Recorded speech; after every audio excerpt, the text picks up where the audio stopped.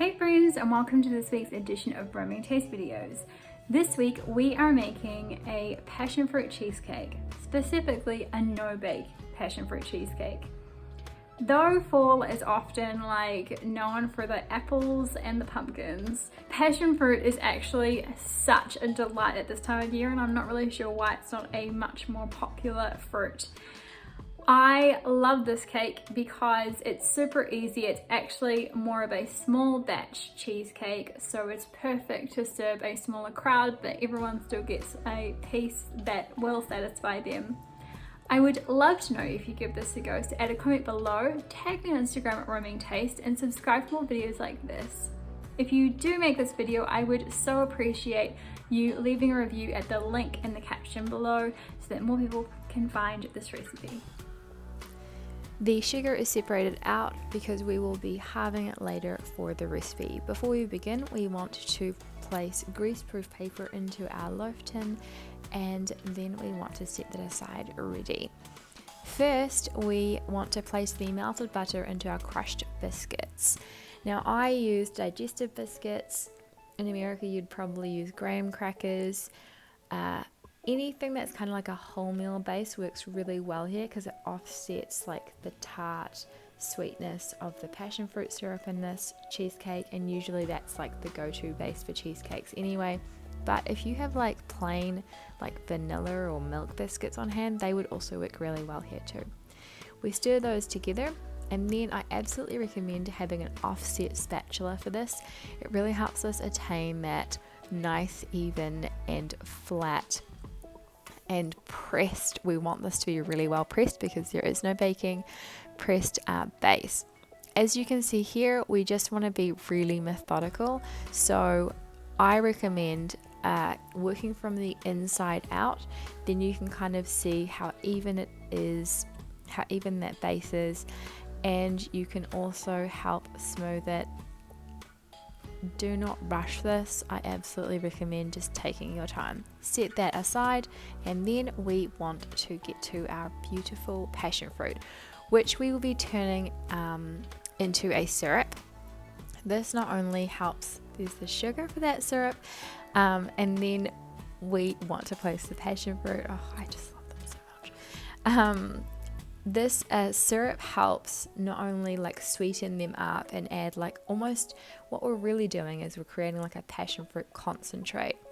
If you did not have passion fruit on hand, but you could purchase passion fruit syrup or a sauce at the supermarket, you could absolutely sub that in, but you're going to see how quick this comes together, and you'll know how nice and fresh and how few ingredients are in this. So I just prefer homemade here.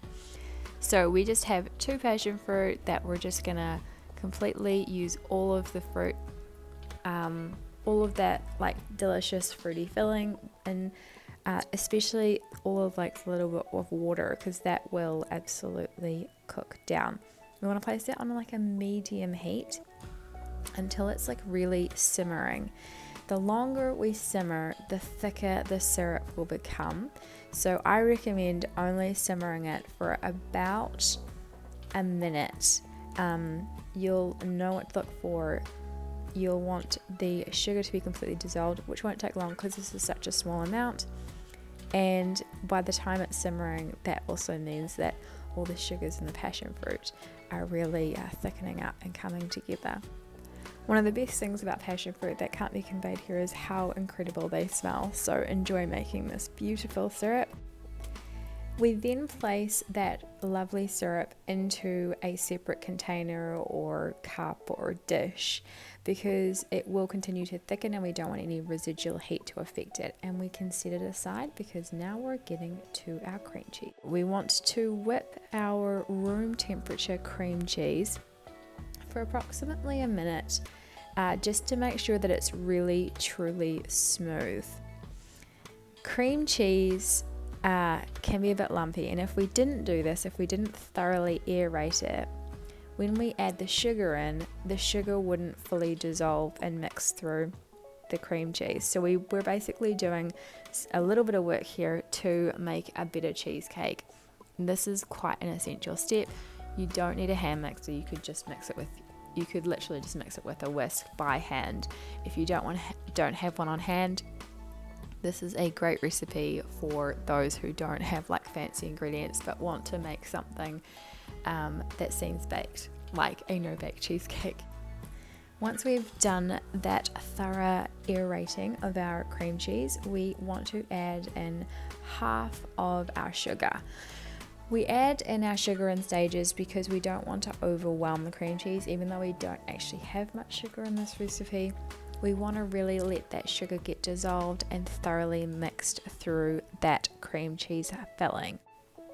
What the sugar really does with our cream cheese is to, like, I always think about the shoulder dance. It just like helps loosen up our cream cheese a little bit. It also draws out the moisture in the cream cheese. So what it's doing is really helping kind of create like a homogenized mixture as it dissolves and is thoroughly mixed through. Once we've done that, we can then add the remaining part of our sugar. We really don't have much in this. There's only like 1/4 cup in the entire filling, and then there's 1/4 cup in that syrup. The syrup, because it's a bit sweet, we don't really need much sugar, but also cheesecake should never be overly sweet. It's not like other cakes. We want to rely more on the flavors in the actual filling itself than having like a sweet cake. So we would then add in our remaining sugar and beat until it's nice and incorporated. We set that cream cheese filling aside, and then we want to beat our cream. Cream is such an essential in a no-bake because it's really what helps hold everything together. But there is also such a thing as having too much cream. I know this because I made this recipe 3 times in my testing.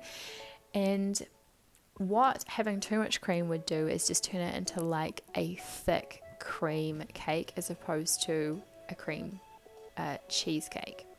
So there's like a fine balance here. We want to whip our cream until it is soft peaks because we're folding this mixture together, which will also like help to thicken, and then we're also going to chill it, which will help like get all the cold air and stiffen that mixture up.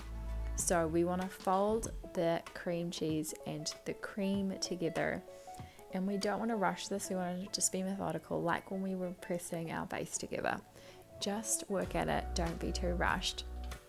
But this is not a huge amount anyway, so it won't take too long. There's something quite satisfying about mixing these together, I'm not gonna lie. So once we have done that, we want to add in our vanilla extract and a solid, I'd say tablespoon amount. I've only got a teaspoon there, but the syrup like runs off it nicely. And then we want to fold those together. The vanilla extract just adds like a beautiful complementary flavor to the passion fruit syrup. If you don't have any on hand, it's not essential, but it does add a little something. And then we want to basically pour this beautiful filling over our base that we prepared earlier. So I also recommend having an offset spatula for this, but you could use the back of a spoon for the initial like smoothing out of our filling. What you're really wanting to do again is work from the inside out, because you're basically helping to compress and push any air bubbles out of that center and kind of like get this nice and even. Do not rush this, just work at it. Again, it won't take very long.